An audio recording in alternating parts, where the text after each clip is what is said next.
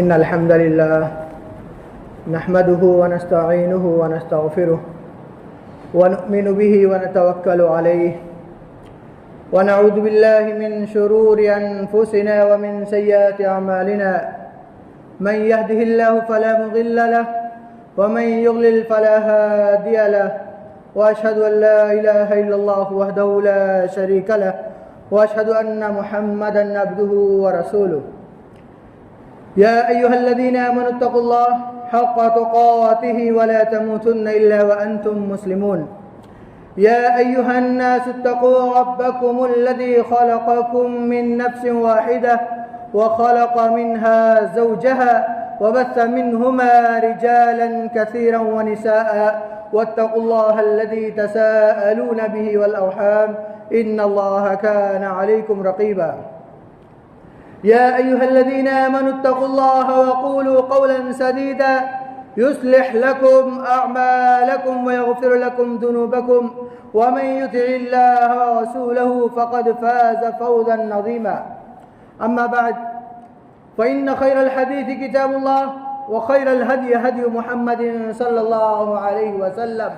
وشر الأمور محدثاتها وكل محدثة بدعة وكل بدعة ضلالة وكل ضلالة في النار فأعوذ بالله من السميع العليم من الشيطان الرجيم وما هذه الحياة الدنيا إلا لهو ولعب وإن الدار الآخرة لهي الحيوان لو كانوا يعلمون وقال تعالى في موضع آخر فمن زحزح عن النار وأدخل الجنة فقد فاز وما الحياة الدنيا إلا متاع الغرور ومن قول النبي صلى الله عليه وسلم لو كانت الدنيا تزن عند الله جناح بعوضة ما سكى كافرا منها قطرة أبدا أخرج الترمذي وابن ماجه وقال الألباني هذا حديث صحيح رب اشرح لي صدري ويسر لي أمري واحلل عقدة من لساني يفقه قولي اللهم انفعني بما علمتني وعلمني ما ينفعني وزدني علما اللهم رب زدني علما اللهم رب زدني علما برادران اسلام حاضرین جمعہ اللہ رب العالمین کا بے پایا احسان اور شکر ہے کہ اس نے ہمیں دین اسلام کے اوپر پیدا کیا اور ساتھ ہی ساتھ ہماری ہدایت اور رہنمائی کے لیے اور جنت کے راستے کو آسان بنانے کے لیے اور اپنے آپ کو جہنم سے دور کرنے کے لیے ایک کتاب جو ہدایت والی کتاب ہے، جو شفا والی کتاب ہے، اور وہ کتاب قرآن مجید ہے۔ وہ کتاب جو انسانوں کی رشد و ہدایت کے لیے ہر طریقے سے اس دنیاوی زندگی ہو یا اخروی زندگی، اس کے اندر ہر انسان کے لیے بھلائی ہی پائی جاتی ہے۔ انسانی زندگی کی ابتدا ماں کے پیٹ سے شروع ہوتی ہے اور یہ ابتدا ایک نطفے سے شروع ہو کر کے آہستہ آہستہ خون کا ٹکڑا بنتا ہے، لوٹڑا بنتا ہے، گوشت کے اوپر چڑھتا ہے، ہڈی کے اوپر گوشت چڑھتا ہے اور چار مہینے بعد اس کے اندر سانس پڑتی ہے۔ یہ انسانی زندگی اللہ جب چاہتا ہے اس کی زندگی کو لے لیتا ہے، کیونکہ اللہ ہر چیز پر قادر مطلق ہے۔ وہ جسے جتنا دے کر کے آزمانا چاہتا ہے آزماتا ہے، اور جس سے جتنا لے کر آزمانا چاہتا ہے آزماتا ہے۔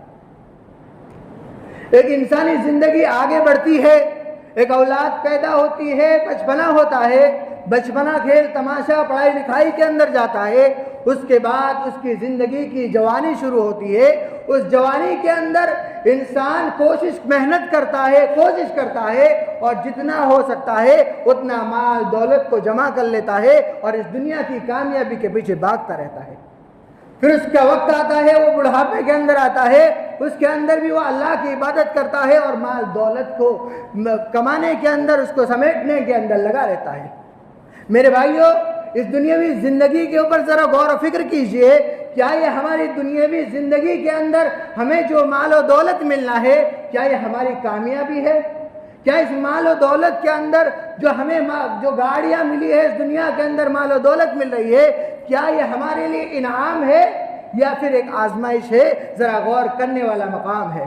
کیونکہ انعام وہ ہوتا ہے جو ہمیشہ ہمیشہ آپ کے ساتھ رہے، جو نہ ختم ہونے والا ہوتا ہے۔ جس طریقے سے ایک میڈل کہیں سے دیا جاتا ہے سرکار کی جانب سے یا کسی اسکول کی جانب سے، تو اس کو برابر ہی انسان بندہ سنبھال کر کے رکھتا ہے، کیونکہ اسے پتا ہے یہ بڑا قیمتی ہے، یہ میری ایک اعلیٰ ظرفی کی مثال ہے، میں ایک اونچا مقام رکھتا ہوں اس فیلڈ کے اندر، میرے ایک مقام ہے، اس چیز کو ایک چیز بتلاتی ہے۔ لیکن میرے بھائیوں، مسلمان کے لیے یہ دنیاوی زندگی کے ساز و سامان دیکھ لیجئے، گھر گاڑی بنگلہ لے لیجئے، یہ ہرگز کامیابی نہیں ہوتی ہے، کیونکہ ایک دن آتا ہے، بچپنا ہوتا ہے یا جوانی ہوتی ہے یا ابھی ابتدائی بڑھاپے کی زندگی ہوتی ہے، اس کی روح قبض ہو لیتی ہے اور وہ تمام کے تمام چیزوں کو چھوڑ کر کے اور اپنے اہل و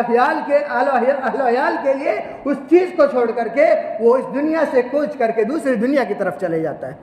تو ذرا غور کیجئے کہ دنیاوی زندگی کا تھوڑا بہت مال، دولت، گھر گاڑی بنگلہ، یہ کیا یہ ہمارے لیے یہ اصل انعام ہے یا نہیں انعام ہے؟ میرے بھائیوں، ذرا غور کرنے کا مقام ہے، کیونکہ آج ہماری زندگی جو ہو گئی ہے وہ ایسی ہو گئی ہے کہ ہم بالکل مال و دولت کی طرف اس طرح بھاگ رہے ہیں کہ ہمارا کوئی بھی کام ہو، چاہے وہ دنیاوی کوئی بھی تعلیم حاصل کر رہا ہو، دینی تعلیم حاصل کر رہا ہو، لیکن ساتھ میں ماں باپ کی یہ سوچ ہوتی ہے کہ میرا بچہ پڑھے گا، دینی تعلیم حاصل کرے گا تو اس کے ذریعے سے وہ کام کاج کرے گا اور اس کو کھائے گا، حالانکہ وہ چیز یہ بھول چکا ہے کہ اصل علم حاصل کرنا اور اصل دنیا میں کسی چیز بھی تودع کرنا یہ صرف اللہ رب العالمین کے لیے ہونا چاہیے۔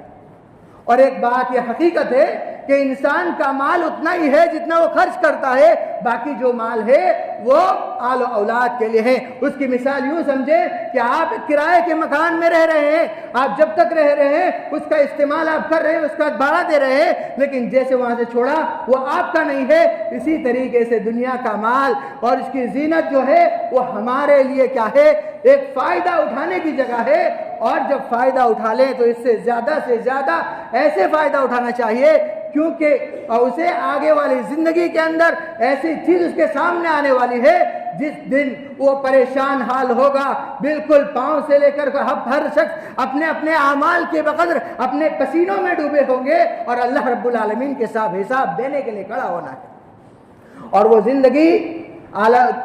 جو میدان محشر کی زندگی ہے وہ زندگی ہوگی جس کے اندر ہر شخص اپنے اعمال کے بقدر پسینوں کے اندر ڈوبا ہوگا اور ہر شخص پریشان حال ہوگا کہ آخر میرا کیا ہوگا۔ ایک آدمی چاہے گا کہ میں اپنے بیٹوں سے مال و دولت لے لوں، ایک بیٹا چاہے گا کہ اپنے باپ اور بیویوں سے اور رشتہ داروں سے مال و دولت لے لوں، لیکن ہر شخص ایک دوسرے سے بھاگتے پھریں گے اور ان کا حال یہ ہوگا کہ وہ ایک دوسرے سے چھپتے پھریں گے کہ کہیں مجھ سے کوئی نیکی نہ مانگ لے۔ اس دن انبیاء کرام کا یہ حشر ہوگا کہ اس حشر کے اندر ان کے پاس شفاعت کے لیے لوگ جائیں گے اور کہیں گے ہمارے لیے شفاعت کیجئے۔ وہ کہیں گے کہ دنیا میں مجھ سے فلاں گناہ ہوا تھا، میں آخر اللہ کے پاس کس منہ کو لے کر جاؤں گا اور ان سے میں شفاعت کروں گا۔ ذرا غور و فکر کیجئے، اس دن کے لیے تیار کیجئے، کیونکہ یہ دنیاوی زندگی کا مقصد اللہ رب العالمین نے یہی بتلایا ہے کہ دنیاوی زندگی اللہ رب العالمین کی عبادت کے اندر گزارنی ہے۔ اگر اللہ کی عبادت کے اندر نہیں گزاری تو میرے بھائیوں یہ دنیاوی زندگی ہمارے ہاتھ سے جاتی رہے گی اور دنیاوی بھلائی کے ساتھ ساتھ ہماری آخرت کی بھلائی بھی ہمارے ہاتھ سے چھوٹتی رہے گی، کیونکہ ہمارے لیے اصل کامیابی جنت کو پانا ہے اور جہنم سے بچا لیا جانا ہے۔ اللہ تعالیٰ سورہ آل عمران کے اندر ارشاد فرماتا ہے فَمَنْ زُحْزِحَ عَنِ النَّارِ وَأُدْخِلَ الْجَنَّةَ فَقَدْ فَازَ، کہ جو شخص جنت کے اندر داخل کر دیا گیا اور جہنم سے بچا لیا گیا تو وہ شخص کامیاب ہے۔ میرے بھائیوں، آج میں جس موضوع سخن کو لے کر آپ حضرات کے سامنے کھڑا ہوا ہوں وہ ہے جہنم کی ایک جھلک۔ تمام لوگ جنت کے بارے میں تو جانتے ہیں، اس کی بہت سارے جو وہاں چاہیں گے وہ انسان کو مل جائے گی، لیکن اس چیز کو بھول بیٹھے ہیں کہ جہنم بھی کوئی چیز ہے۔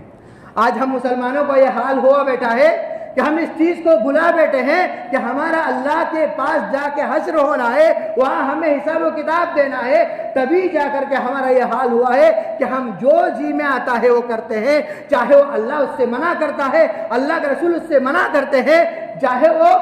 شریعت اسلامیہ کے خلاف ہو، لیکن ہم ایک دم سینہ چوڑا کر کے اس چیز کے اندر گھس جاتے ہیں اور اپنے آپ کو ہم سچا پکا مومن اور موحد سمجھتے ہیں، لیکن حالانکہ وہ غلطی پر ہوتا ہے۔ کیوں؟ کیونکہ صحابہ کرام رضوان اللہ علیہم اجمعین کی زندگی، وہ کوئی عمل کرتے تھے تو وہ اتنا پریشان ہوتے تھے کہ کہیں اللہ کے لیے میں نے عمل کیا ہے، کہیں اللہ کے ہاں میرا عمل یہ قبول ہوگا یا نہیں ہوگا، اس کے لیے پریشان ہوتے تھے۔ لیکن ہمارا حال دیکھیے، ہم تھوڑا بہت عمل کرتے ہیں، ٹوٹی پھوٹی عبادت کرتے ہیں، لیکن جیسے تیسی نمازیں پڑھ لیتے ہیں، جیسے تیسی عبادتیں کر لیتے ہیں، اس کے باوجود بھی ہم یہ تصور کرتے ہیں کہ ہم سب سے بڑے متقی ہیں اور جنتوں کی لسٹ میں سب سے آگے جانے والے ہیں۔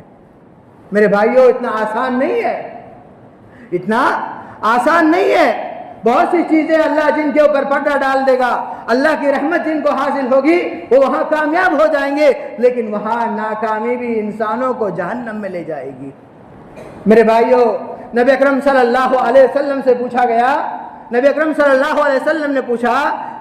کہ مفلس کون ہے؟ بہت بار یہ حدیث سنی ہوگی، ذرا غور و فکر کیجئے، بہت سی باتوں کو لے جانے والے، ذرا غور و فکر کیجئے کہ مفلس کون ہے؟ اللہ کے رسول صلی اللہ علیہ وسلم سے پوچھا گیا۔ اللہ کے رسول صلی اللہ علیہ وسلم سے پوچھا تو نبی اکرم تو صحابہ نے کہا کہ مفلس وہ ہے جس کے پاس مال و دولت نہیں ہے، وہ خستہ حال ہے، وہ مفلس ہے۔ تو اللہ کے رسول صلی اللہ علیہ وسلم نے فرمایا کہ یقیناً وہ شخص مفلس نہیں ہے۔ پھر اس کے بعد اللہ کے رسول صلی اللہ علیہ وسلم نے کہا کہ مفلس وہ ہے جو بہت سی عبادتوں کو لے کر آئے گا، لیکن قیامت کے اس کا فیصلہ ہو جائے گا، اس کے بعد ایک شخص آئے گا اور کہے گا اس نے مجھے گالی دی، دنیا میں اس نے مجھ پر تہمت لگائی۔ اگر دنیاوی حقوق کو لے کر کے اللہ کے سامنے پیش ہوگا، اس آدمی کا یہ حشر ہوگا جس کے بارے میں جنت کی بشارت دے دی ہوگی، اس کا یہ حشر ہوگا کہ اس کی تمام نیکیاں ایک دوسرے کے اندر بانٹ دی جائے گی۔ پھر بھی ابھی ہے جو شکایت کرنے والے موجود ہیں، ایک کہے گا میرے ساتھ یہ کیا، اللہ تعالیٰ کہے گا اس کی نیکیاں تو ختم ہو گئی، لہذا تم اپنے گناہ دو، اس کے اوپر ڈال دو۔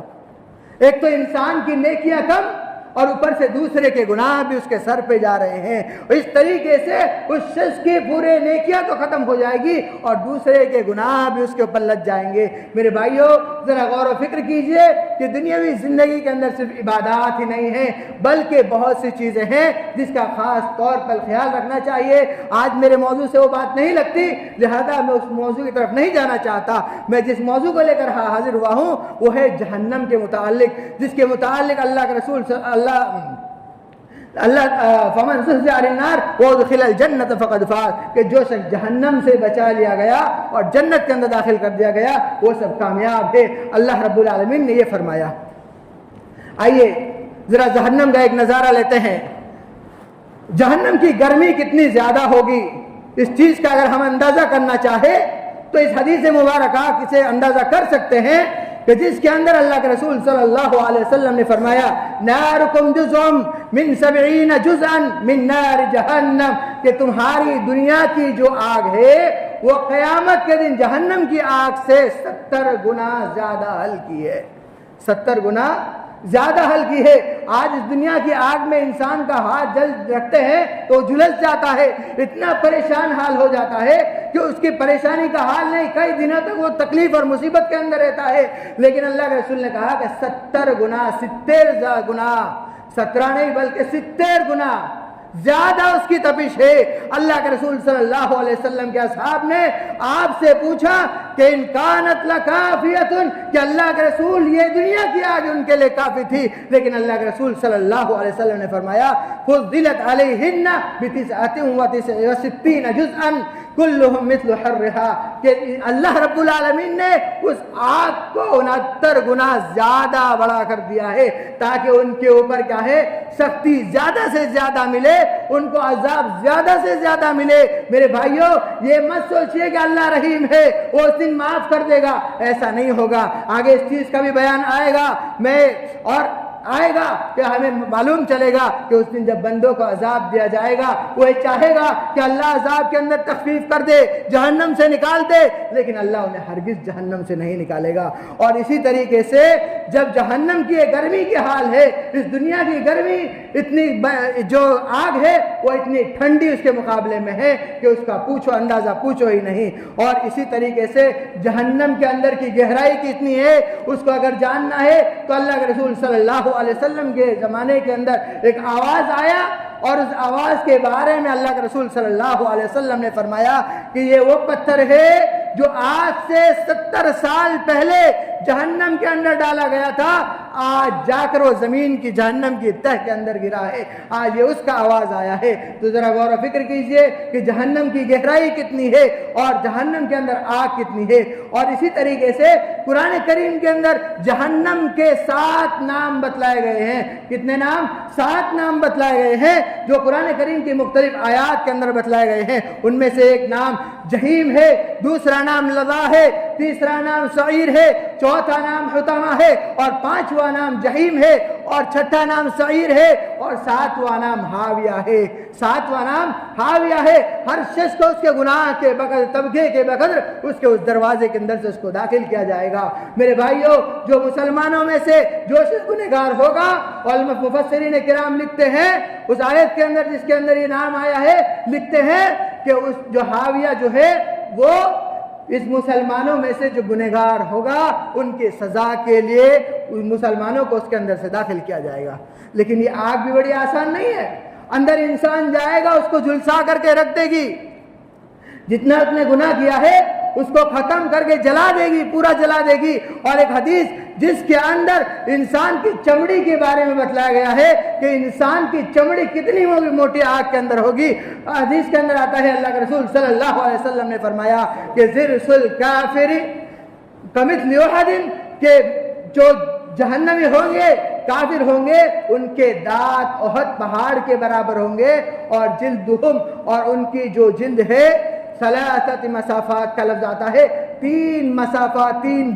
گنا زمین کے برابر اس کی مسافات ہوگی. یعنی اس کی چمڑی کی مسافت 3 گنا برابر ہوگی. اور یہ صحیح مسلم کی حدیث ہے. ذرا غور و فکر کیجئے. ذرا اس میں غور کرنے والی بات یہ ہے کہ آخر انسان کی چمڑی تو اتنی پتلی ہے، لیکن اللہ رب العالمین قیامت کے دن اس کی چمڑی کے اندر اضافہ کیوں کر دے گا؟ اس کو موٹا کیوں کر دے گا؟ تو ذرا غور فکر کرنے کا مقام ہے کہ انسان کی چھوٹی سی جگہ میں اگر تھوڑا جل جائے تو انسان پریشان حال ہو جاتا ہے، لیکن وہی چیز بار بار جلتی رہے، اندر ہی اندر جلتی رہے، تو عذاب کے اندر کی سختی بتلائی جا رہی ہے کہ اللہ رب العالمین جو گنہگار بندے ہیں ان کو کتنا سخت عذاب دے رہا ہے.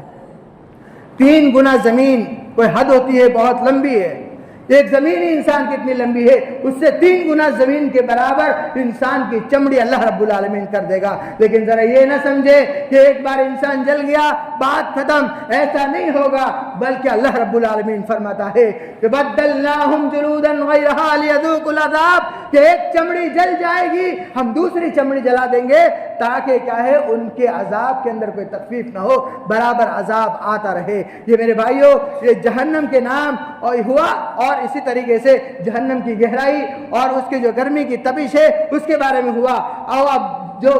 جہنم کے اوپر جو فرشتے مقرر ہیں وہ فرشتے بڑے سخت دل فرشتے مقرر اللہ رب العالمین نے کیے ہیں. جہنم کے دروازوں کے اوپر جو فرشتے اللہ نے مقرر کیے ہیں وہ بڑے سخت دل ہے، وہ انسان کی کسی باتوں کو سننے والے نہیں ہے. اللہ تعالیٰ قرآن کریم کے اندر ارشاد فرماتا ہے کہ لہم فی، اللہ تعالیٰ قرآن کریم کے اندر ارشاد فرماتا ہے کہ وہ بڑے سخت دل ہے، بڑے سخت دل ہے، وہ کسی کی باتوں کو نہیں سنتے ہیں، وہ کسی کی باتوں کو سننے والے نہیں ہے. علیہا ملائکۃ غلاظ شداد لا یعصون اللہ ما امرهم ویفعلون ما یؤمرون. علیہا ملائکۃ غلاظ شداد، 2 صفات بیان کی گئی ہے. وہ سخت دل ہے اور سخت، ایک دم سخت والے ہیں. لا یعصون اللہ، اور وہ فرشتے اللہ رب العالمین کی نافرمانی نہیں کرتے. لا یعصون اللہ ما امرهم ویفعلون ما یؤمرون، اور اللہ رب العالمین جو انہیں حکم دیتا ہے وہ اس کو اس چیز کو بجا لاتے ہیں. اور اسی طریقے سے جہنم کی حیت اگر جاننا ہے کہ جہنم کیسی ہے، اس کے اندر عذاب کیسا ہوگا، تو ہم ایک حدیث جسے صحیح مسلم کے اندر نقل کیا ہے، وہ حدیث اس طرح ہے کہ اللہ کے رسول صلی اللہ علیہ وسلم نے فرمایا کہ جنتیوں میں سے جنتی کو لایا جائے گا جس نے دنیا کے اندر کوئی بھی آسانی نہیں دیکھی ہوگی، بس اس کے اوپر دنیا کے اندر تکلیف ہی تکلیف ہوگی، اس شخص کو جہنم کے اندر ایک لمحے کے لیے رکھا جائے گا، ایک دم تھوڑے سے وقت کے لیے رکھا جائے گا اور اس کو وہاں سے نکال لیا جائے گا اور اسے پوچھا جائے گا کیا تم پر دنیا کے اندر کوئی تکلیف تھی؟ حالانکہ وہ پوری دنیا کے اندر پوری زندگی وہ تکلیف میں رہا، وہ جہنم کے تھوڑے سے لمحے رہنے کے بعد وہ یہ کہے گا کہ میں نے دنیا کے اندر کوئی تکلیف نہیں دیکھی، میں نے دنیا کے اندر کوئی تکلیف نہیں دیکھی۔ لہذا غور و فکر کیجئے کہ دنیا کے عذاب تکالیف جو ہوتی ہے اس کے مقابلے میں آخرت کا عذاب کتنا سخت ہے۔ اور اسی طریقے سے اور ایک عذاب کا سلسلہ اللہ جہنم کے اندر یہ چلے گا کہ انسان کو کھانے پینے کے اندر ایسی چیز دی جائے گی جس کو انسان نگل نہیں سکتا، زبردستی ان سے نگلوا جائے گا۔ اللہ تعالیٰ قرآن کریم کے اندر ارشاد فرماتا ہے ان شجرۃ الزقوم طعام الاثیم کالمہل یغلی فی البطون، کہ ان کو زقوم کا درخت کھلایا جائے گا اور یہ کیا ہے؟ گنہگاروں کا کھانا ہے، جو انہیں کیا ہے؟ زبردستی کھلایا جائے گا، جو ان کے پیٹ اس سے بھرا جائے گا۔ جب ان کا پیٹ اس سے بھر جائے گا تو پھر انہیں کیا ہے؟ گرم گرم کھولتا ہوا پانی پلایا جائے گا۔ وَسَقَوْا مَاءً حَمِيمًا، انہیں کیا ہے؟ گرم پانی پلایا جائے گا اور اس کی وجہ سے کیا ہے؟ ان کی اتڑیاں ٹوٹ پھٹ جائے گی، ان کی اتڑیاں ٹوٹ پھٹ جائے گی۔ یہ ایک بار کا نہیں، یہ ہو گیا اس کا مطلب ختم نہیں، دوبارہ ان کے اوپر یہ دور چلایا جائے گا، ان کو سب صحیح سالم کیا جائے گا، برابر ان کے اوپر یہ عذاب ہوتا جائے گا۔ مان حمیمہ، اس کو گرم پانی پلایا جائے گا۔ اور ایک دوسری جگہ پر اللہ تعالیٰ کہتا ہے کہ انہیں کیا ہے؟ اس کے بعد اس کو جہنم کے اندر ڈھکیل دیا جائے گا۔ اور دوسرے آیت کے اندر اللہ رب العالمین نے فرمایا، جو سورہ صافات کے اندر اللہ رب فرماتا ہے ان شجرۃ الزقوم تخرج فی اصل الجحیم انہا شجرۃ تخرج فی اصل الجحیم، کہ زقوم کا درخت جو ہے وہ جہنم کی تہ کے اندر سے نکالا جائے گا۔ یہ کیا ہے؟ اس کی اصل کہاں ہے؟ جہنم کی تہ کے اندر ہے۔ طعمھا کأنہ رؤوس الشیاطین، اس کا مزہ شیطان کے سر کے مانند ہے، یعنی جس طریقے سے شیطان کا چہرہ مکروہ ہے اسی طریقے سے اس کا کھانا بد مزہ اور بغیر کسی سواد کا ہوگا جو ان کو زبردستی کھلایا جائے گا۔ رؤوس الشیاطین کأنہم لآکلون منہا فمالئون منہ البطون، اور انہیں کیا ہے؟ زبردستی اس چیز کو کھلایا جائے گا۔ ثم ان لہم علیہا لشوبا من حمیم، کہ انہیں کیا؟ اس کے بعد گرم کھولتا ہوا، وہ کھلانے کے بعد جب وہ پھنس جائے گا تو انہیں گرم کھولتا ہوا پانی پلایا جائے گا۔ ثم ان مرجعہم الی الجحیم، پھر انہیں جہنم کی طرف لوٹا دیا جائے گا۔ اور ایک دوسرے آیت کے اندر یہ فرمایا گیا کہ جو جہنمی ہوں گے وہ ان کا نکلتا ہوا پیپ ان کو پلایا جائے گا۔ میرے بھائیوں ذرا غور و فکر کیجئے کہ وہ جہنم کتنی خطرناک جگہ ہے، جس کی کتنی ہولناکیاں ہیں، جس کی ابتدا قبر سے ہوتی ہے، اور صحابہ کرام رضوان اللہ علیہم اجمعین وہیں سے قبر کو دیکھتے تو ان کی آنکھوں سے آنسو طاری ہو جاتے۔ اور اسی طریقے سے وَسَقَوْا مَاءً حَمِيمًا فَقَطَّعَ أَمْعَاءَهُمْ، سورہ محمد کے اندر اللہ تعالیٰ نے فرمایا کہ انہیں گرم کھولتا ہوا پانی پلایا جائے گا تو ان کی اتڑیاں اس سے پھٹ جائے گی۔ وَسَقَى مِن مَّاءٍ صَدِيدٍ يَتَجَرَّعُهُ وَلَا يَكَادُ يُسِيغُهُ، اس میں وہی مطلب ہے کہ انہیں گرم کھولتا ہوا پانی پلایا جائے گا۔ لہذا معلوم ہوا کہ جہنمیوں کا جو کھانا ہوگا وہ کیسا ہوگا؟ ایک کڑوا درخت ہوگا جسے انسان کھا نہیں سکتا، جو اسے زبردستی کھلایا جائے گا، اور جب وہ کھا لے گا تو اس کے اندر ایک تفسیر کے اندر جب وہ کھا لے گا تو اس کی پیٹ کے اندر وہ جو کڑوا پھل ہے وہ اس کی پیٹ کے اندر اس طریقے سے ابلے گا جس طریقے سے ہانڈی کے اندر پانی ابلتا ہے۔ پھر اس کے بعد سے گرم پانی پلایا جائے گا اور اس گرم پانی سے اس کے جو اتڑیاں ہے سب ٹوٹ پھوٹ جائے گی۔ اور اللہ رب العالمین نے اس جہنم کو جلانے کے لیے اس کا ایندھن جس کو بنایا ہے وہ انسان اور پتھر ہے۔ لہذا اپنے آپ کو جہنم کی آگ سے بچا کر رکھے۔ اللہ تعالیٰ فرماتا ہے فَاتَّقُوا النَّارَ الَّتِي وَقُودُهَا النَّاسُ وَالْحِجَارَةُ، کہ تم اللہ رب العالمین سے ڈرتے، اس آگ سے ڈرتے رہو الَّتِي وَقُودُهَا النَّاسُ وَالْحِجَارَةُ، جس کا ایندھن انسان اور پتھر ہے۔ لہذا جہنم کا جو سایہ ہوگا وہ بھی ایک گرمی والا سایہ ہوگا، وہ انسان کو ذرہ برابر بھی آسانی نہیں دے گا، ذرہ برابر بھی سہولت نہیں دے گا۔ اللہ تعالیٰ فرماتا ہے انطلقوا الی ظل ذی ثلاث شعب، کہ 3 شاخوں والے کی طرف جاؤ، لا ظلیل، کہ اس کے اندر نہ ہی کوئی سایہ ہوگا، ولا یغنی من اللہب، اور نہ ہی اس کے اندر سے کیا ہے کوئی انہیں بچاؤ کراؤ کی کوئی چیز ملے گی۔ اور اسی طریقے سے جہنمیوں کو جو لباس پہنایا جائے گا اس کے بارے میں اللہ تعالیٰ سورہ حج کے اندر ارشاد فرماتا ہے یصب من فوق رؤوسہم الحمیم، اور سورہ حج کے اندر اللہ رب العالمین فرماتا ہے والذین کفروا، کہ جو لوگ کافر ہے قطعت لہم ثیاب من نار، تو ان کے لیے جہنم آگ کے کپڑے بنائے جائیں گے، ان کے لیے آگ کے کپڑے بنائے جائیں گے اور ان کو آگ کے کپڑے پہنا دیے جاتے ہیں۔ ذرا پریس کے اندر گرم کپڑا انسان پہن لے تو پریشان حال ہو جاتا ہے کہ میں یہاں سے جل گیا وہاں سے جل گیا۔ ذرا غور کیجئے کہ انسان کو کتنی سختی وہاں جھیلنی پڑے گی کہ انہیں لباس بھی جو ملے گا جہنمیوں کو وہ لباس بھی جہنم کی آگ کا ہوگا، ہر طرح سے اسے کیا ہے تکلیف میں ڈالا جائے گا۔ کیوں؟ کیونکہ اس دنیا کو اس نے غنیمت نہیں جانا اور آخرت کو بھلا بیٹھا۔ اور دوسری چیز جو فرمائی گئی وہ یہ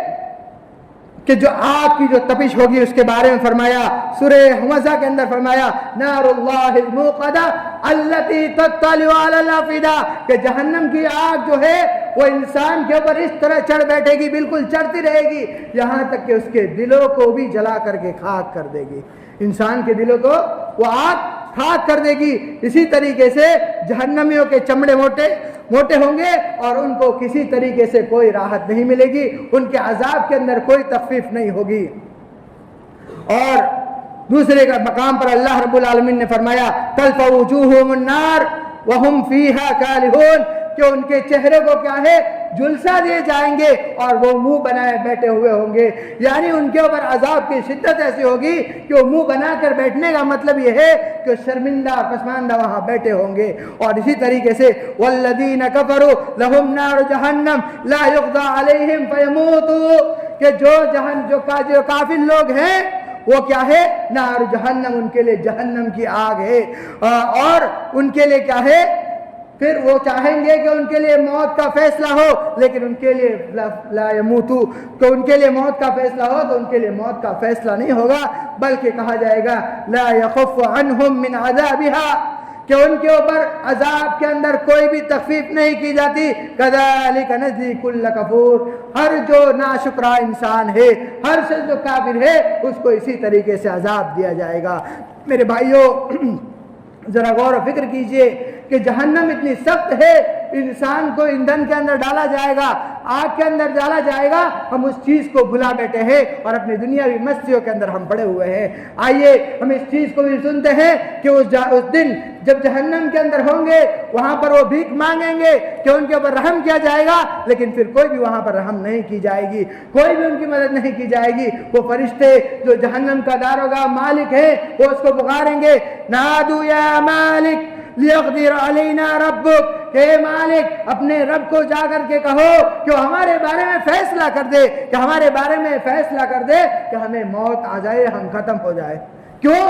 کیونکہ ان کے لیے سختی ہے، عذاب کی سختی بڑھتی جا رہی ہے، یہ ایک دن نہیں۔ آج ہم فلسطین کا وغیرہ کا سنتے ہیں کہ وہاں کے مسلمان پریشان حال ہے، بچوں کے ساتھ یہ ہو رہا ہے، فلاں کے ساتھ یہ ہو رہا ہے، ہم اتنے پریشان حال ہو رہے ہیں۔ تو ذرا غور و فکر کیجئے، اللہ جب عذاب دینے پر آئے گا تو وہاں پر کوئی کسی کی سنی نہیں جائے گی اور ان کے اوپر برابر سخت سے سخت عذاب دیا جائے گا، اور ساتھ میں ان کو یہ کہا جائے گا کہ تم پر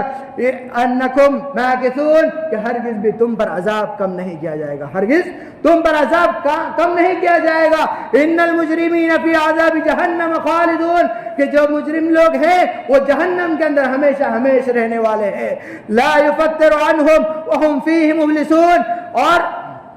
جو عذاب ان کو، اور اسی طریقے سے وہ وہاں پر یہ امید لگائیں گے کہ ہمیں وہاں سے نکال دے، ربنا اخرجنا نعمل غیر الذی کننا نعمل، کہ ہمارے رب تو ہمیں جہنم سے نکال دے تاکہ ہمیں جہنم سے نکل کر کے ہم جائیں، دنیا کے اندر جائیں اور وہاں جا کر کے اچھے اعمال کر کے آئیں۔ اور اسی طریقے سے بندہ وہاں پر یہ اللہ سے گہار لگائے گا رب ارجعون لعلی اعمل صالحا کہ ہمارے رب تو ہم کو واپس لوٹا دے شاید کہ میں اچھے اعمال کر کے آؤں اس دنیا کے اندر جاؤں اس چیز کو میں نے دیکھ لیا تیرا عذاب حق ہے لہذا میں دنیا کے اندر جاؤں گا اور اچھے اعمال کر کے آؤں گا اس کے بعد اللہ کی ایک ہی آواز ہوگی کلا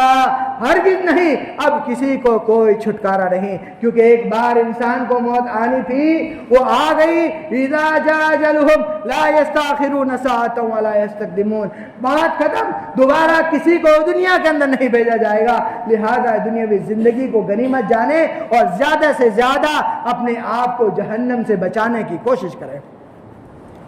اور عذاب کی کمی کی بھی درخواست کی جائے گی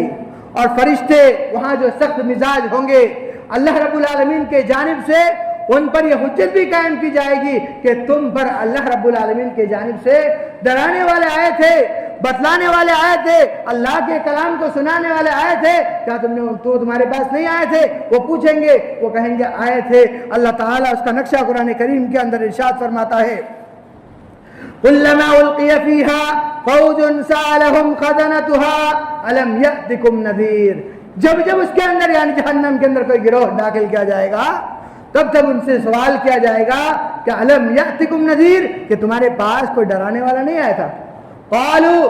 بلا قد جاءنا نذیر وہ کہیں گے کہ ہمارے پاس ڈرانے والا آیا تھا فکذبنا بلکہ ہم نے جو ڈرانے والا انبیاء اور رسول کی صورت میں یا نبی کے خطا خاتمے کے بعد جو علماء کی صورت میں جو ڈرانے والے آئے تھے فکذبنا ہم نے ان سے ان لوگوں کو جھٹلایا اور ان سے کہا ما نزل اللہ من شیء کہ اللہ رب العالمین نے کوئی چیز نہیں نازل فرمائی آج ہم بے ڈر اللہ کہہ دیتے ہیں نا ہم لوگ کہ علماء تو سب کہتے رہتے ہیں اللہ نے ایسا کوئی بھی دن میں نہیں کہا ہے میرے بھائیوں یہی چیز ہماری آنکھوں کے سامنے قیامت کے دن آنے والی ہے اس چیز کو اللہ نے قرآن کے اندر نقل کر کے کہہ دیا ہے کہ جو انکاری لوگ ہیں ان کے اوپر حجت قائم کرتے ہوئے فرشتے ان سے پوچھیں گے کیا تمہارے پاس ڈرانے والا نہیں آیا تو کہیں گے آیا تھا لیکن ہم نے ان کو جھٹلا دیا ما نزل اللہ من شیء یہ کہہ دیا کہ اللہ رب العالمین نے کوئی چیز نازل نہیں فرمائی نبیوں کے بارے میں تو یہ کہا جاتا ہے کہ وہ نبی تھے وہ نبی نہیں ہے یہ اپنی طرف سے بات گھڑ کر کے بولتے ہیں لیکن آج ہمارا حال یہ ہو گیا ہے ہم مسلمانوں کا حال یہ ہو گیا ہے کہ علماء کچھ کہتے ہیں تو اس پر ہم اپنی زبان سے یہ کہتے ہیں کہ علماء خالی سختی برتتے ہیں خالی سختی برتتے ہیں یہ شریعت نے ایسی سختی نہیں کی ہے بہت سے لوگ اسی چیز کو لے کر گمراہ ہو گئے ہیں اور یہ چیز ہمارے اور آپ کے سامنے روز قیامت کے دن آئے گی اور ہمیں وہاں پچھتانے کے علاوہ کچھ بھی نہیں ملے گا وہاں ہم کہیں گے یا لیتنی قدمت لحیاتی کاش کہ میں نے اپنی زندگی کے اندر میں واپس اپنی زندگی کے اندر لوٹ جاؤں فیومئذ لا يعذب عذابہ احد تو آج کے دن کے عذاب سے کوئی بھی نہیں بچا پائے گا یا لیتنی وہ آرزو کرتے بیٹھیں گے کہ کاش کہ دنیا میں زندگی کے اندر واپس چلے جائے قدمت لحیاتی دنیاوی زندگی واپس آ جائے اللہ تعالیٰ کہتا ہے فیومئذ لا يعذب عذابہ احد کہ کوئی بھی اس عذاب سے نہیں بچ پائے گا اور اسی لیے ہمیں اللہ کے رسول صلی اللہ علیہ وسلم نے سکھلایا ہے کہ ہم اس جہنم سے توبہ استغفار کرتے رہے جہنم سے اللہ کی پناہ مانگتے رہے اور یہ دعا سکھلائی کہ اللہم اجرنی من النار کیا دعا ہے اللہم اجرنی من النار اور ایک بات میں یہاں کہہ دینا مناسب سمجھتا ہوں کہ خطبہ جمعہ کے اندر جب کسی چیز کا اچھائی کا ذکر ہو تو اس کے بارے میں یہ دعا کرنا جنت کا ذکر ہو جیسے جنت کا ذکر ہو تو اس کے بارے میں دعا کرنا چاہیے کہ اللہ تو مجھے جنت کے اندر داخل فرما اور اسی طریقے سے جہنم کا یا عذاب قبر کے بارے میں ذکر ہو تو اس چیز سے اس کی پناہ مانگنی چاہیے کوئی اچھائی ہو تو اس کے بارے میں اس کو مانگنا چاہیے یہ قبولیت کا وقت اس میں ہوتا ہے اللہ قبول کرتا رہتا ہے خطبہ سنتے سنتے ان چیزوں کا ذکر کرتا رہنا چاہیے میرے بھائیوں ہم نے سنا کہ جہنم کے عذاب کتنا خطرناک ہے جو اللہ کے رسول صلی اللہ علیہ وسلم کی شفاعت بندوں کو نصیب ہوگی یقیناً نصیب ہوگی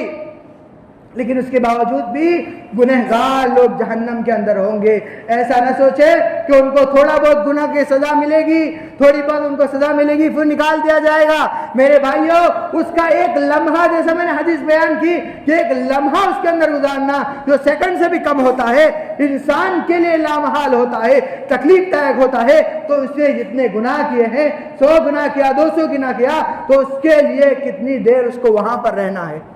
ذرا غور کیجئے،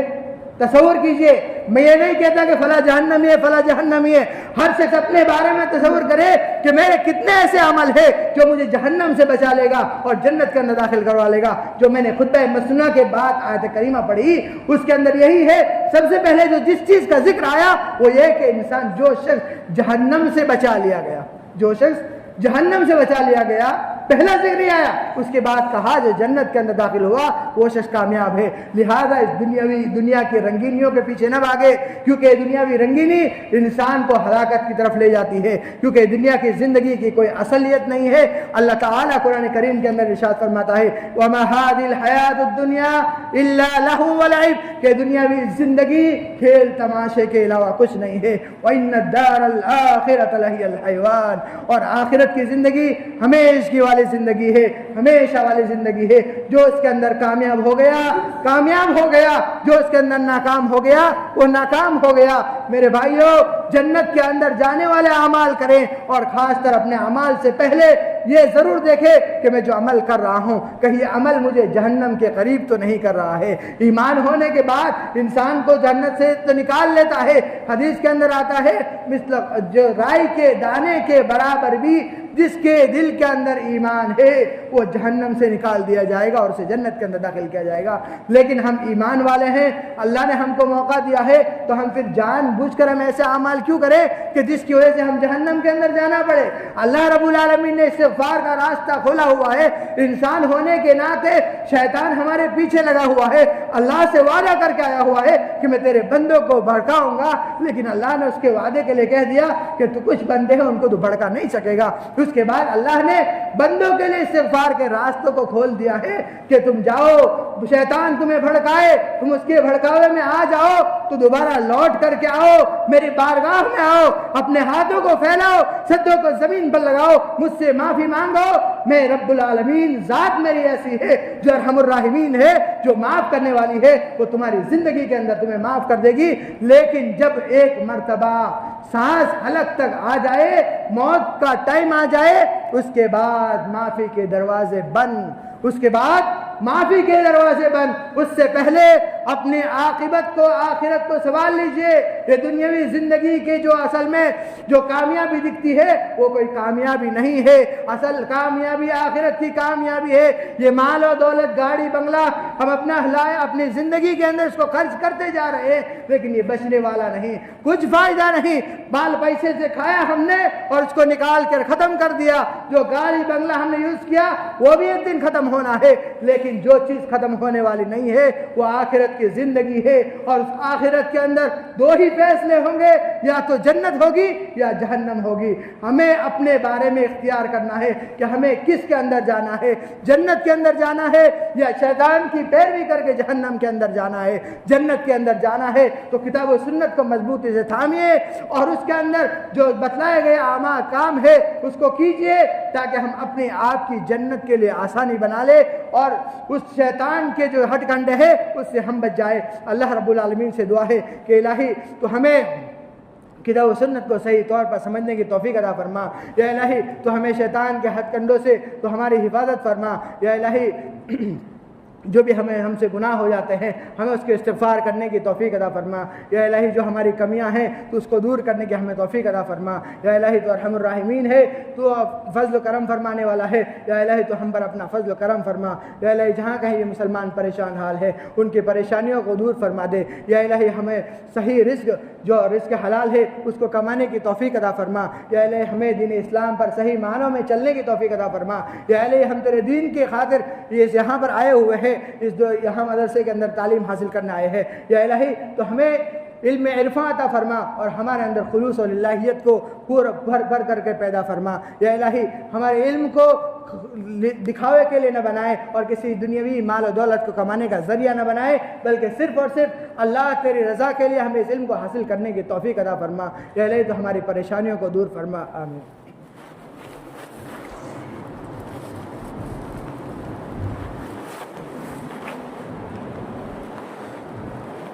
إن الحمد لله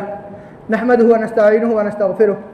ونؤمن به ونتوكل عليه ونعوذ بالله من شرور أنفسنا ومن سيئات أعمالنا. من يهده الله فلا مضل له ومن يضلل فلا هادي له، وأشهد أن لا إله إلا الله وحده لا شريك له، وأشهد أن محمدا عبده ورسوله. أما بعد، إن الله ملائكته يصلون على النبي يا أيها الذين آمنوا صلوا عليه وسلموا تسليما. اللهم صل على محمد وعلى آل محمد كما صليت على إبراهيم وعلى آل إبراهيم إنك حميد مجيد. اللهم بارك على محمد وعلى آل محمد كما باركت على إبراهيم وعلى آل إبراهيم إنك حميد مجيد. عباد الله رحمني ورحمكم الله، إن الله يأمر بالعدل والإحسان وإيتاء ذي القربى وينهى عن الفحشاء والمنكر والبغي يعظكم لعلكم تذكرون. اذكروا الله يذكركم وادعوه يستجب لكم ولذكر الله تعالى أكبر والله يعلم ما تصنعون. أقم الصلاة.